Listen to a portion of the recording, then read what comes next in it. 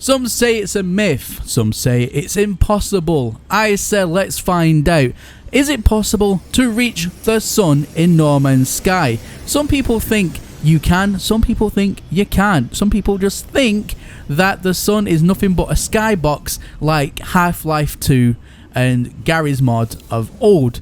Is that the case? Is the sun and the stars all filled around on every solar system just a pre-generated skybox? Or can you physically touch the sun? Can you get there? That's what I want to find out today. Now, I'm going to go ahead and use my Ultra God tier ship to find out. I've upped the maneuverability on it. I've also installed the Vesper sail so it recharges my pulsing as I go along. And it's just going to now be a case of how long is it going to take me? How long is it going to take me to reach the sun if it is possible? Or will my computer completely freeze out? Will I just get to a certain point and that's it? Like nothingness. My computer will freeze and my game will be ruined. I'm putting my save on the line here. So, let's do this. I'm really excited to start this journey. And I've allocated quite a lot of time today to get this sorted. So here we go. Get lined up and let the journey begin. Now, there is only a few different ways that I'm going to be able to tell how far that I've gone, but we'll sort that out later on. Right now, as you can see on the bottom right hand side of my pulse, you can see all of my upgrades, and with this being an Ultra God tier ship, the recharge rate on this thing is amazing. Now, it is going down, so I will have to recharge every now and again, but it is significantly better than having to constantly recharge without the Vesper sail. So if you are going to try this at home, use Vesper sails definitely. So one thing to note is the sun actually moves. The ship is still going in a straight trajectory, but the actual sun itself moves. It moves in a slight angle around in like an orbit. So believe it or not, the sun orbits around the planets. You don't orbit around the sun. Now, the footage that you are seeing on screen right now is actually sped up by 1,400% speed. Just let that sink in. I was at this today for over 5 hours, just pulsing in a straight line. Now, I did take some breaks as we was going into this abyss, into this journey. Now, how was I going to be able to take a break when I'm pulsing about? So I had to come up with an idea on how I can keep my straight trajectory whilst taking a pit stop, if you will. So I've come up with this idea.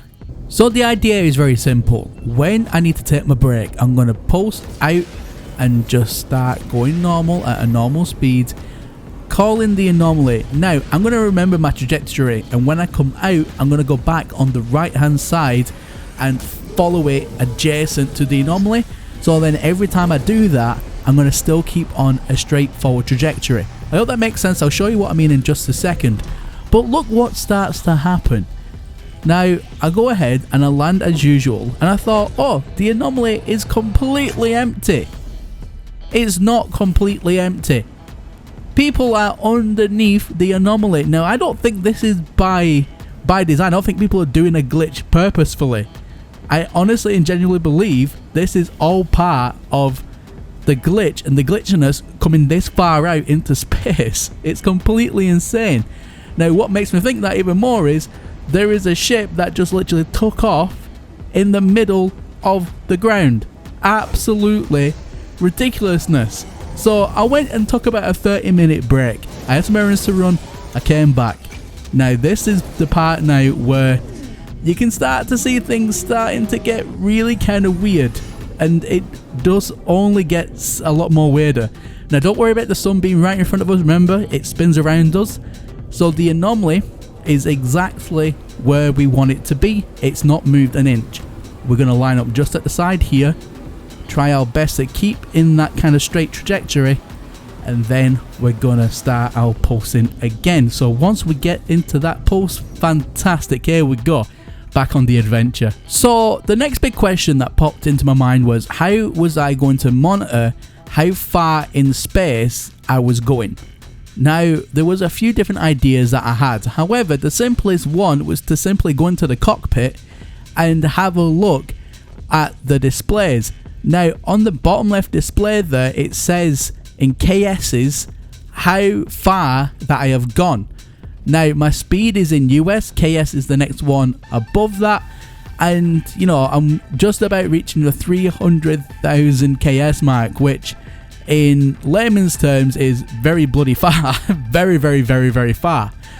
But one thing I just felt was the sun was never getting any closer. It was never getting any bigger in the horizon. It was never getting any brighter.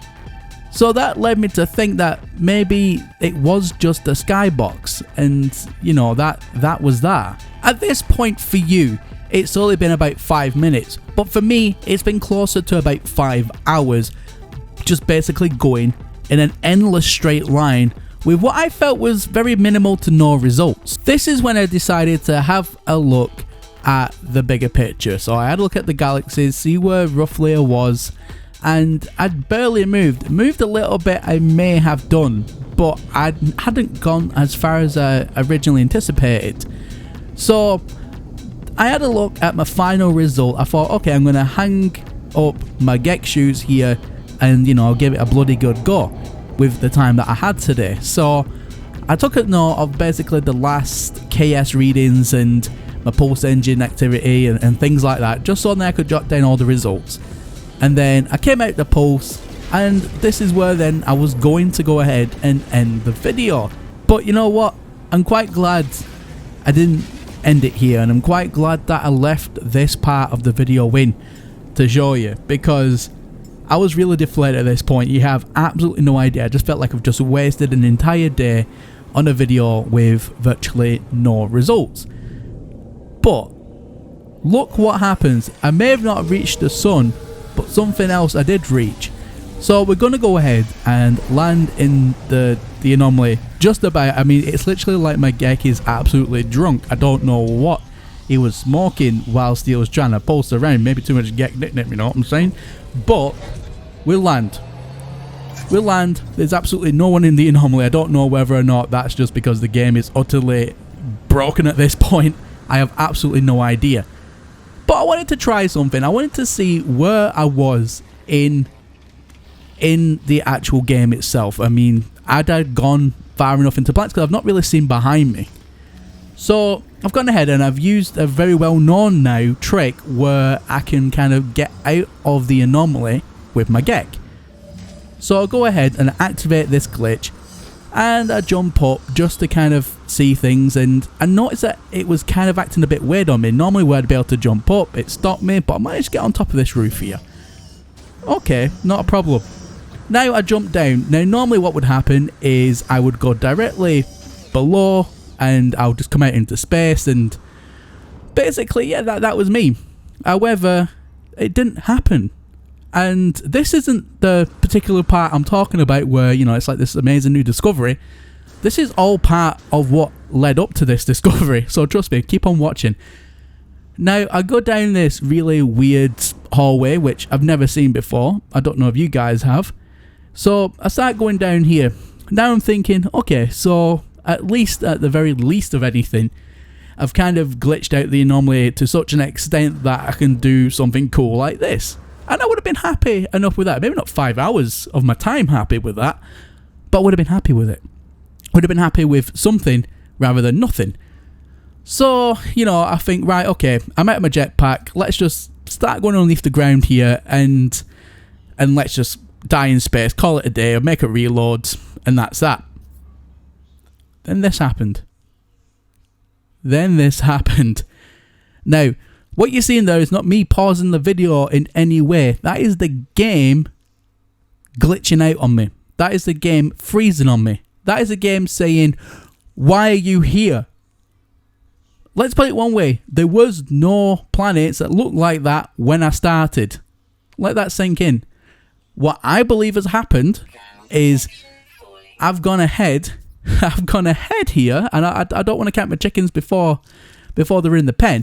However, going off this, I believe what's happened is I may have not reached the sun, but I've reached a brand new solar system. I don't know if that's exactly the case. I don't know. I really don't know. But the planets that I'm seeing right now was not the planets that was in the solar system that I started. So what I think has happened is when I've called in the anomaly and done this glitch, it's teleported me to the next nearest solar system.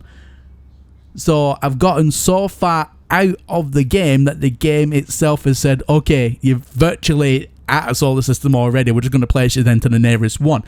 Maybe that's what it's done. At this point, I have no explanation to what it is I am seeing, because I was trying to reach the sun, not a new freaking solar system.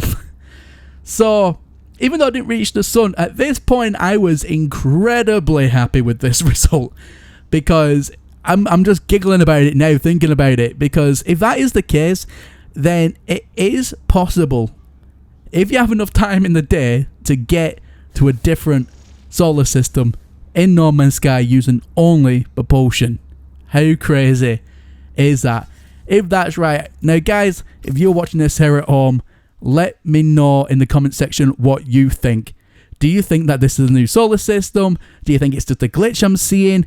Is there an explanation that you can think of that would explain how I've got here?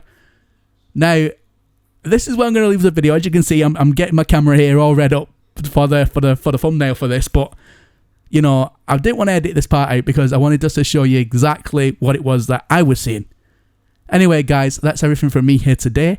And as always, my name is Professor Cynical, and I'll catch you all again in the next one. Bye for now. So I got your attention for another quick second. Can I just ask to leave a like on the video if you have enjoyed it, leave a dislike if you didn't like it. Now, if you really want to be generous today and you really like today's video and what I do, you want to support me as a creator, then feel free to leave me a super chat message.